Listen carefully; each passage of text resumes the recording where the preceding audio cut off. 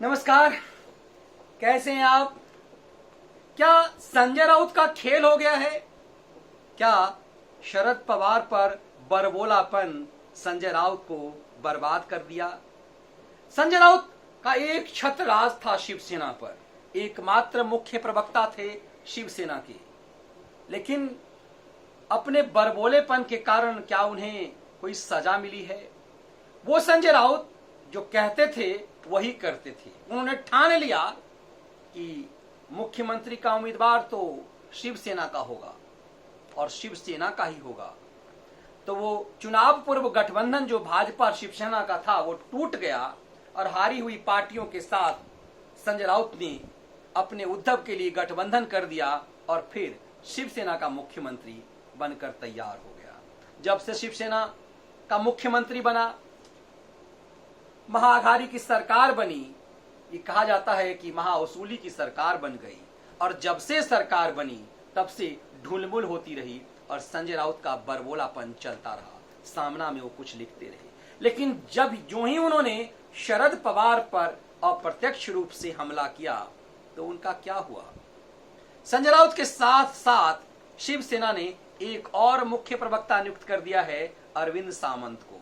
उसी अरविंद सामंत को जो अभी हाल ही में विवाद में आए थे, एक निर्दलीय महिला सांसद के साथ ने उन पे आरोप लगाया था कि उन्होंने, मतलब अरविंद सामंत ने उन्हें धमकी दी है। खैर, ये अलग बात है, लेकिन लंबे समय से एक छत्र राज था शिवसेना पर। उसके मुख्य प्रवक्ता अकेले थे।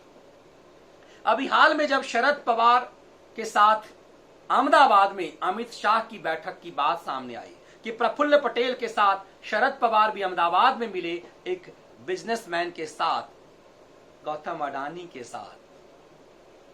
ये बात जब अमित शाह से प्रेस कॉन्फ्रेंस में पूछा गया कि आपकी कोई मुलाकात शरद पवार से हुई है, तो अमित शाह ने एक ऐसी चाल चल दी कि हर के लिए रहस्य बन गया। उन्होंने कह दिया कि हर बात सार्वजनिक नहीं की जाती है। इससे यह भी नहीं लगा कि कोई मुलाकात हुई, यह भी नहीं कि मुलाकात नहीं हुई। दरअसल अमित शाह के इस बयान ने, इस स्टैंड ने संजय राउत की बेचैनी बढ़ा दी और वो सीधे तौर पे शरद पवार पर हमलावर हो गए और उन्होंने कहा कि शरद पवार को ये सार्वजनिक करनी चाहिए बातें, कुछ बातें इस तरह से गुपचुप नहीं रहनी चाहिए। शरद पवार का इसके इस तरफ कोई बयान नहीं आया।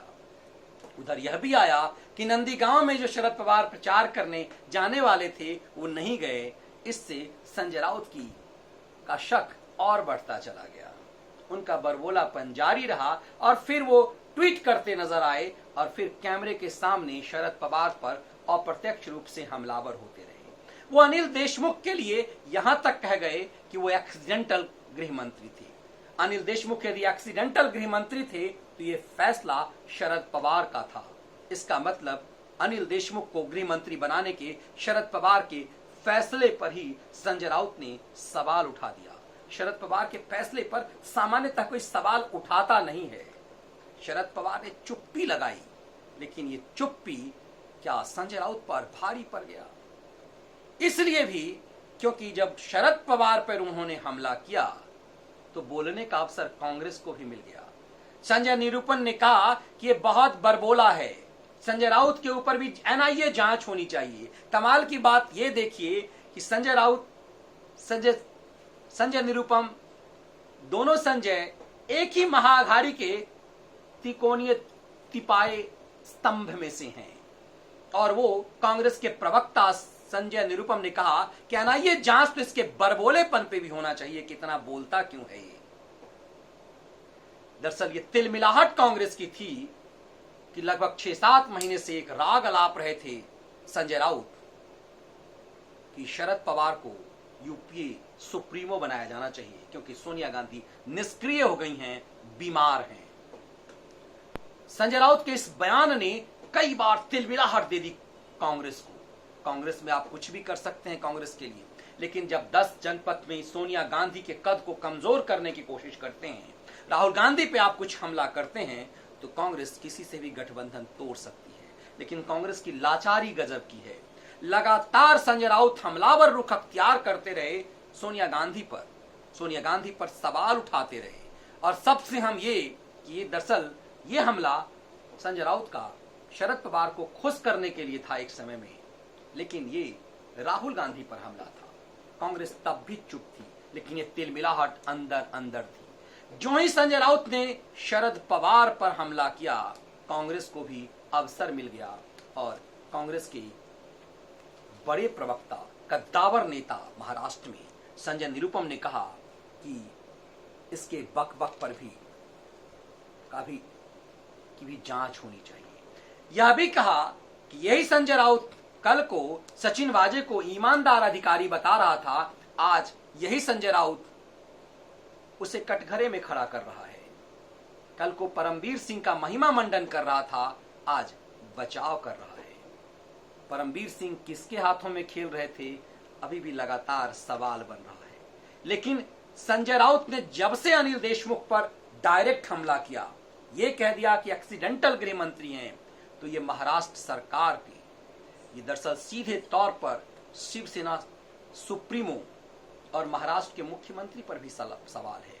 क्योंकि यदि वो एक्सीडेंटल गृह मंत्री हैं, मुख्यमंत्री के बाद सबसे प्रभावशाली मंत्रालय गृह मंत्रालय का होता है, ऐसे में यदि वो सीधे तौर पे उन्होंने सवाल गृह मंत्रालय पे उठाया, तो ये सवाल उठता है कि वो सवाल उद्धव ठाकरे मंत्रिमंडल पर उठा रहे हैं, और उससे हम ये कि वो चोट शरद पवार पर मार रहे हैं। और जो ही संजय राउत ने ये बात कही, तिलमिला गए शरद पवार के भतीजे और डिप्टी सीएम अजित पवार, और उन्होंने कहा कि ये फैसला, अनिल देशमुख पर फैसला सीधे तौर पर शरद पवार का है। इतना ही नहीं, शिवसेना के दूसरे मंत्री ने भी कहा कि ये फैसला शरद पवार का है और अनिल देशमुख पर सवाल उठाना शरद पवार पर सवाल उठाना है, जो नहीं उठाया जा सकता। संजय राउत का ये बरबोलापन उन पर इतना भारी पड़ जाएगा, इसका अंदाजा उन्हें नहीं था।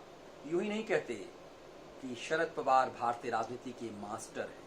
कुछ तो बात है कि वाजपेयी भी शरद पवार पर चुप रहे। बोरा कमेटी की वो रिपोर्ट जिस पर जो कभी कांग्रेस के दौर में बनी, उस पर बीजेपी की भी चुप्पी रही, वाजपेयी की भी चुप्पी रही और वर्तमान में नरेंद्र मोदी की भी। कुछ तो बात है शरद पवार में कि उनकी चुप्पी भारी पड़ती है और संजय राउतों को पता ही नहीं चलता। तो क्या संजय राउत की जमीन खींच ली गई है? क्या संजय राउत का बरबोलापन खत्म होगा? इस बरबोलेपन से क्या शिवसेना या महाअघारी को कुछ राहत मिलेगी, या फिर ये एक ऐसी शांति है जो तूफान से पहले की है, जो महाअघारी को उखाड़ने वाली है?